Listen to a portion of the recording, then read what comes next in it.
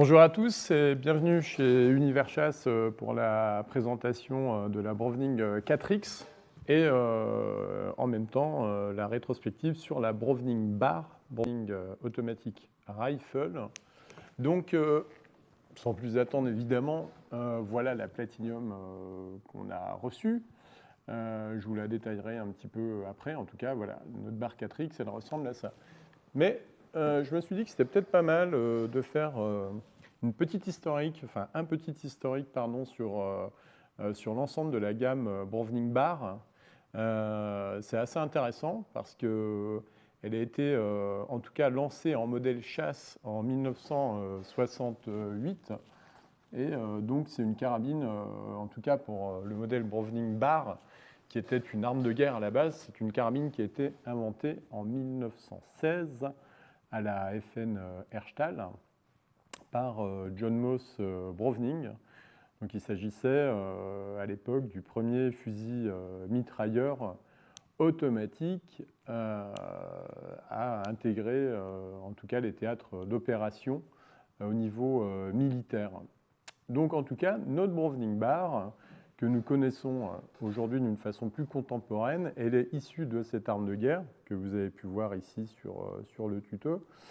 Et donc, elle a été développée en modèle chasse. Donc, on a repris l'empreinte gaz du FN bar et on l'a adapté sur une carabine qui est devenue un modèle chasse. Il faut savoir que, pour la petite histoire, cette carabine a été mise au point par le petit-fils de John Browning en 1968. Donc, en 1968, ici, c'était la Type 1, qui était une Browning Bar acier MK1, type 1, voilà, donc qui était produite avec, en 300 Winchester Magnum, avec un canon de 61 cm. Progressivement, c'est une carabine qui a évolué. Donc elle a été on a en tout cas mis au point le modèle de type 2, MK1 acier de type 2, que j'ai ici. Bon, j'en ai retrouvé quelques-unes, je ne les ai pas toutes, mais on en a, voilà, pour le coup, ça c'était la carabine de mon père. Voilà, donc je l'ai encore, la Browning Bar MK1 acier type 2 de 1992. Donc cette carabine a quelques particularités aussi techniques.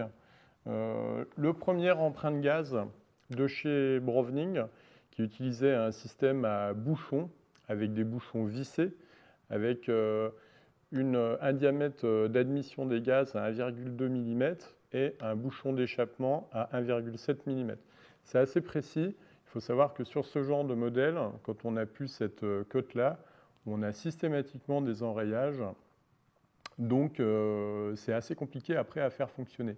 Il faut retrouver les bouchons, il faut changer les ressorts en général qui perturbent le fonctionnement correct des allées-venues de la culasse mobile. Donc voilà, en tout cas cette MK1 ici, type 2, et la MK1 type 1 utilisait le même bouchon d'empreinte gaz que vous avez pu voir sur le tuto. Juste à retenir que c'est très compliqué maintenant à régler. Donc voilà, progressivement, qu'est-ce qui est arrivé dans la gamme au niveau des nouveautés Browning? Eh bien, 1993, la MK2, qui est arrivée ici en version acier, donc le fameux modèle bar Safari. Alors tout le monde ne s'en souvient pas, je pense que la plupart d'entre vous vont se souvenir de cette barre qui est un petit peu mythique. Bon, pour le coup, moi je l'ai en canon de 61 cm en 300, qui était voilà, le vrai Punisher de la forêt.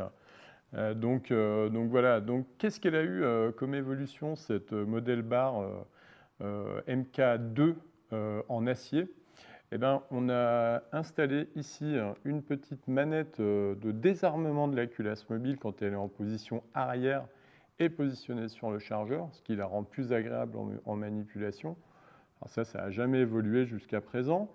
L'adaptation ici d'une nouvelle sous-garde MK2 avec un départ à 2 kg. Donc ça, c'est un modèle de sous-garde qu'on va retrouver sur les carabines jusqu'au modèle long track. Ça n'a pas du tout évolué.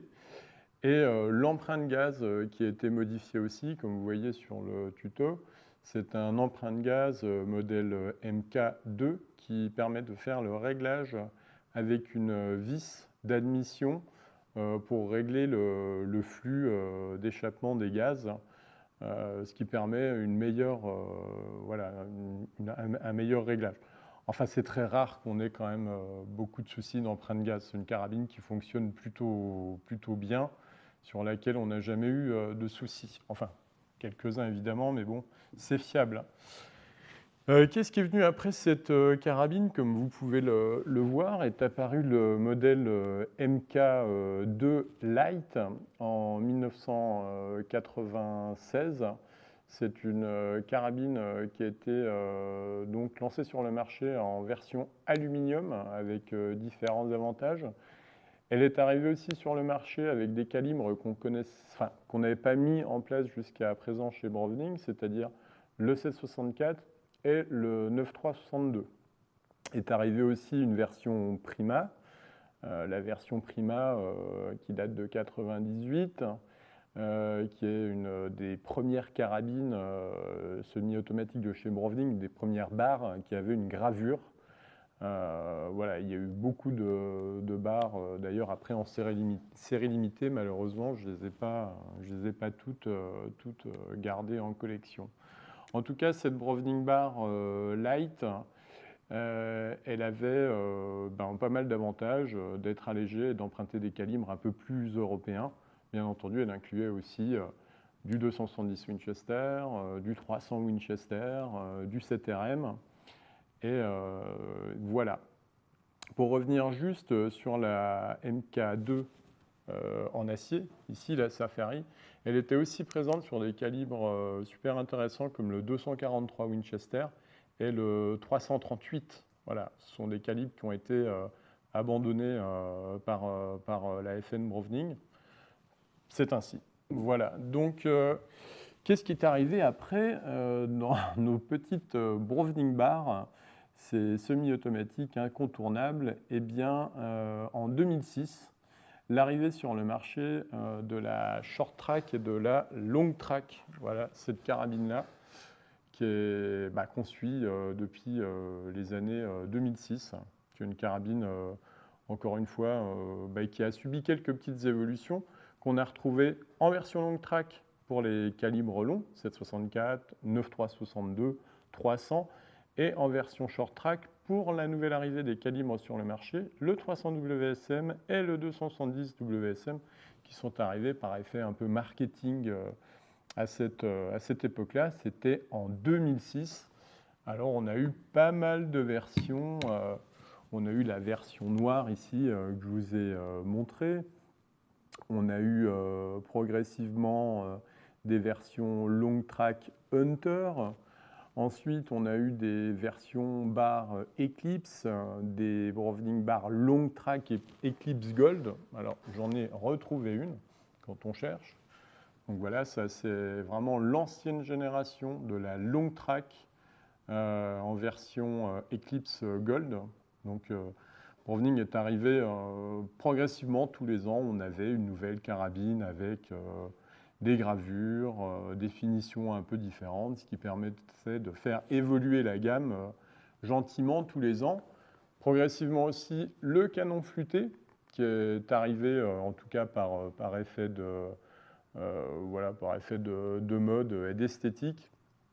Je vois aussi sur cette carabine l'arrivée à l'époque du thermolaquage chez Browning, qui est en fait un traitement différent. On a abandonné le bronzage sur certains canons.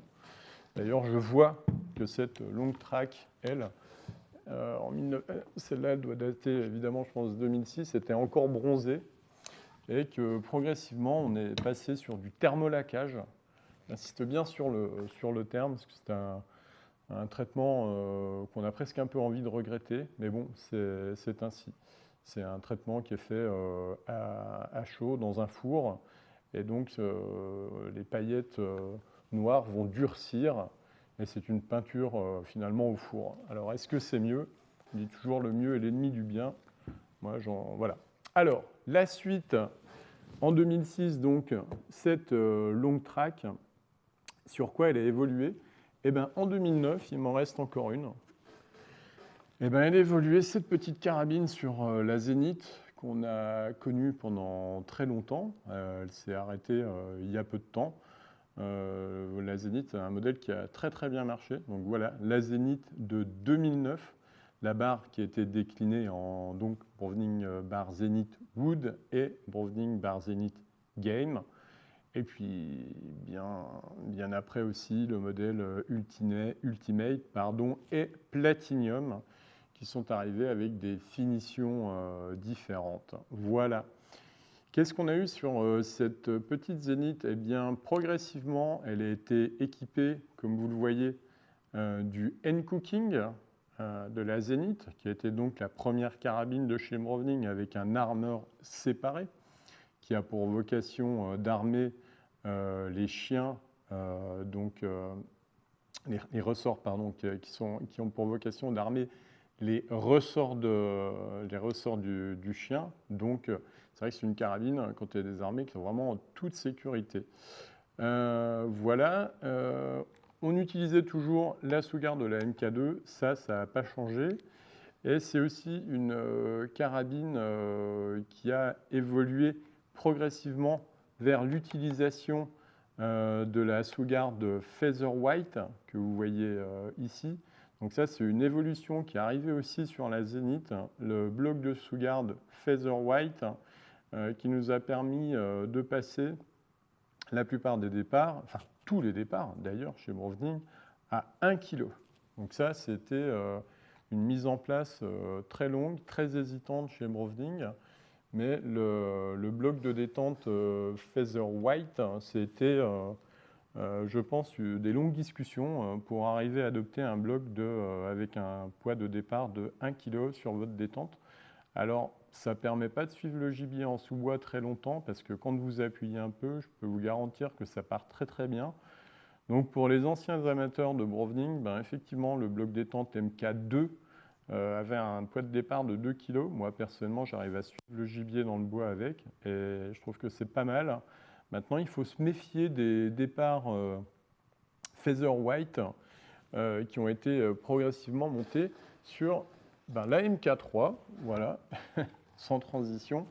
Donc ça, c'est ce qui est arrivé par la suite après la Zénith, la MK3, qui était une carabine qui arrivait sur le marché. Alors là, pour le coup, je n'ai pas noté la date, mais il y a maintenant 6 ou 7 ans. Donc la MK3, elle a une mutation un petit peu spécifique. D'abord, on a retrouvé le bloc détente Featherwhite élargi à l'ensemble de la gamme des carabines semi-automatiques Browning, donc avec le poids de 1 kg. Autre chose, l'adoption du canon de 53 cm. On passe de 51 à 53 cm. Bon, c'est ainsi. Donc un canon à vocation peut-être un peu plus puissant, 53. Et voilà, donc ça, c'était les évolutions majeures de la MK3. C'est à peu près tout. C'est une carabine qu'on a retrouvée dans pas mal de versions. La MK3, on a commencé par le modèle Nero, ensuite les modèles Eclipse, Hunter. Oui, il y a eu pas mal de choses. On a eu le modèle Hunter aussi avec un buckmark, Hunter Compo, que tout le monde connaît, la MK3 Composite, la MK3 Eclipse, la MK3, oui, alors qu'est-ce qu'il y avait encore? Eclipse Compo, évidemment, qui était sorti il y a quelques années, toujours en canon de 53 cm. Voilà. Donc la plupart de ces carabines, eh ben, on les a gardées et c'est un petit peu ce qui nous amène aujourd'hui, voilà, à la présentation de la barre 4X. Voilà, donc là, ce que je vous montre, c'est la version Elite de la barre 4X. Alors la version Elite, et là le Buckmark ici, qui est un petit peu... ils ont fait un Buckmark un petit peu plus gros, un aspect un petit peu plus remarquable. On remarque toujours, hein, bien sûr, dans le Buckmark Browning, la biche et le cerf. C'est astucieux, mais bon, tout le monde ne le voit pas. Alors, qu'est-ce qu'est là notre petite barre 4X? Eh bien, voilà un produit intéressant. Alors, intéressant, il y a pas mal d'options. Et là, je pense que je vais un petit peu vous les énumérer. Donc, en fait, déjà, la première chose, pour vous faciliter le choix de votre arme, Browning vous propose un configurateur 4X sur lequel vous pourrez retrouver l'ensemble des options et des versions de la Browning 4X. C'est une carabine qui existe à partir de la version Hunter, qui est une version, comme vous pouvez le voir, un petit peu... alors, je ne l'ai pas encore reçue, hein, donc c'est une version un petit peu dépouillée de la 4X, une version disponible à partir de 1 900 €, en gros. Ensuite, vous aurez la version Elite, que je vous ai montré ici. Alors, je ne vais pas parler que de moi, hein, mais c'est un modèle qu'on aura, nous, essentiellement présent en magasin. Je pense qu'une carabine à partir de 2 000 €, si elle est équipée au moins d'une petite gravure light avec le Buckmark, ça me semble être le minimum syndical. Bon, là, c'est des bois grade 2. Les bois grade 2, c'est pas très ambitieux, mais enfin, des bois grade 2 ou du plastique, quelque part, pour les gens qui ne sont pas amateurs de bois, ça va très bien aussi. Donc, la version Elite. Ensuite, vous aurez disponible la version Ultimate, que vous voyez ici, que je n'ai pas encore reçue au magasin, avec une gravure dorée. C'est une carabine qui sera disponible en version de base à partir de 2 600 € en grade 2. Et ensuite, vous aurez la version Platinum que vous pouvez voir ici. Donc la version Platinum, ici, elle est montée avec un bois grade 3, qui est plutôt ambitieux, je trouve, hein, qui est un très joli bois. Donc cette version Platinum qui sera disponible à partir de 3 300 €. Alors pour les remises, évidemment, il y en aura. Vous pouvez passer nous voir, mais bon, le sujet aujourd'hui, c'est la présentation de la barre 4X et pas forcément le tarif. Voilà, donc au niveau des bois, on aura différentes versions. Ça pourra aller du bois complètement standard, pistolet, wood, grade 2, en passant après par des bois allant de 565 € en grade 3 jusqu'à des bois avec des suppléments de 1 000 €, par exemple, sur le Bavarian grade 4. Voilà. Donc le Bavarian grade 4, je pense que c'est un bois qu'on adaptera plus facilement sur l'Ultimate 4X en version Platinum.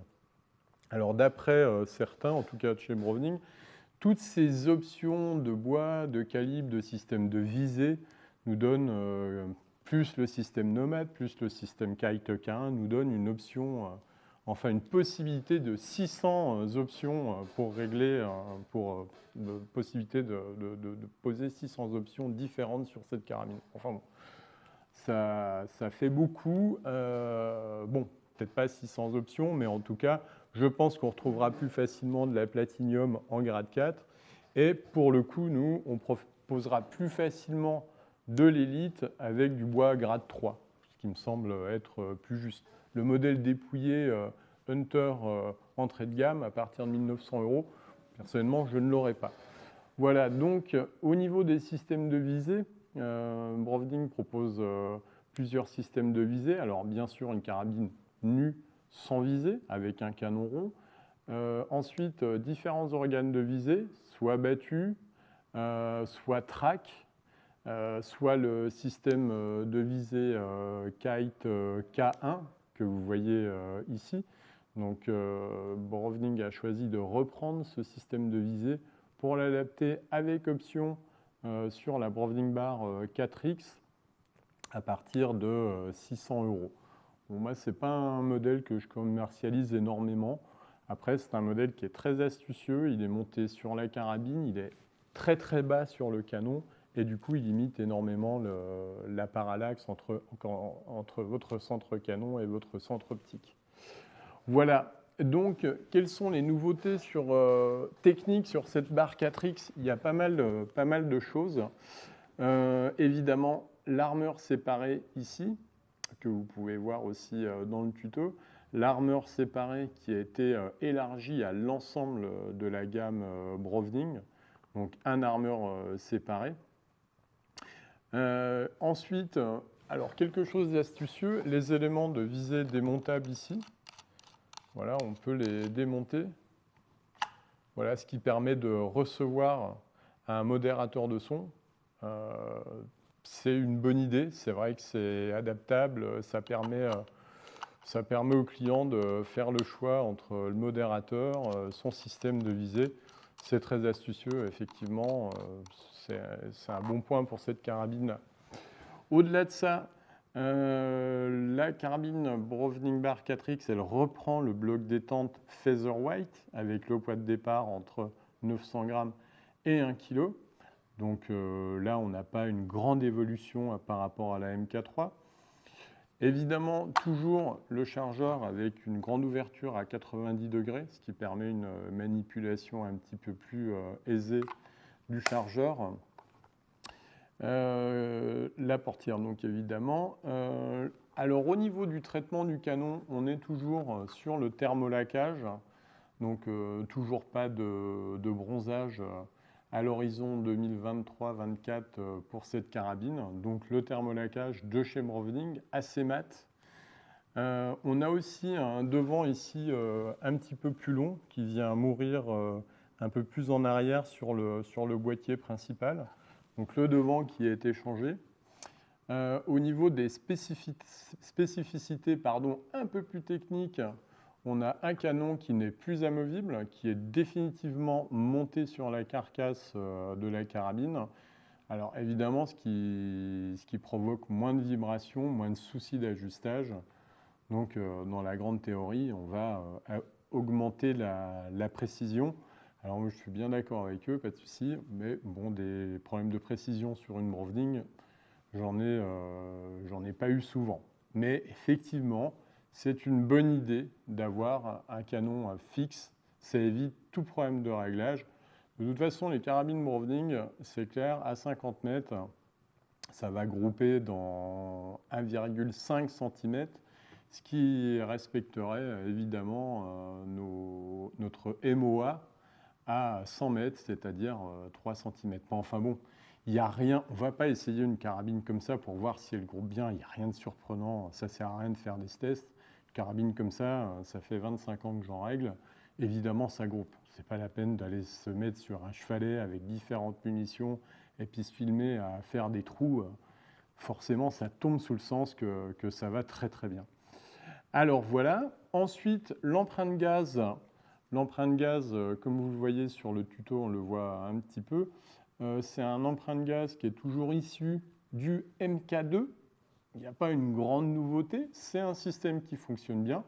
Le mieux, voilà, s'il n'y a pas de raison de changer, c'est pas la peine de le faire évoluer. Il y a la vis de réglage, c'est une valeur sûre au niveau de l'empreinte gaz. Grande nouveauté aussi sur cette carabine, on n'a pas parlé des calibres. 308, 30-06, 300 Winchester Magnum, 9.362. Alors, ça, c'est dispo. 300, voilà, la belle nouveauté en 300, c'est que c'est du canon de 61 cm. Alors là, c'est la révolution au niveau des longueurs. On n'est plus sur du 51, 47, 53 cm. Là, c'est définitivement validé. On est sur le 61 cm, donc 24 pouces. Le vrai canon avec la vraie longueur qui permet d'avoir forcément de l'énergie. La vitesse dépend de la distance du projectile. Donc V égale D sur T. Forcément, j'ai un long canon, j'ai une meilleure accélération, je respecte plus ma table balistique au niveau de l'énergie. Donc ça, c'est très bien. Alors ça fait un canon un petit peu long. Et encore pas forcément. On l'a ici sur... Et sur la Platinum, ça c'est un canon de 61. Franchement, on ne le voit pas.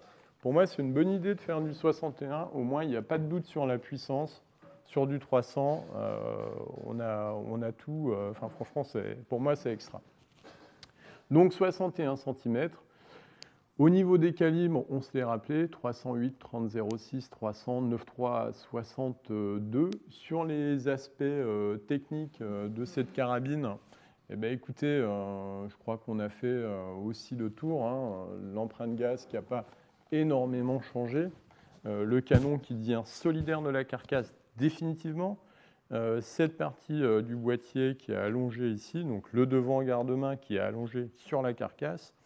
Le N-cooking, évidemment, la phaser trigger et aussi une petite chose, le capot ici de protection de la culasse mobile qui est tamponné, comme vous pouvez le voir, et qui va être aussi élargi à la plupart de la gamme sur la Elite, Platinum, et voilà, donc sauf sur le modèle Hunter.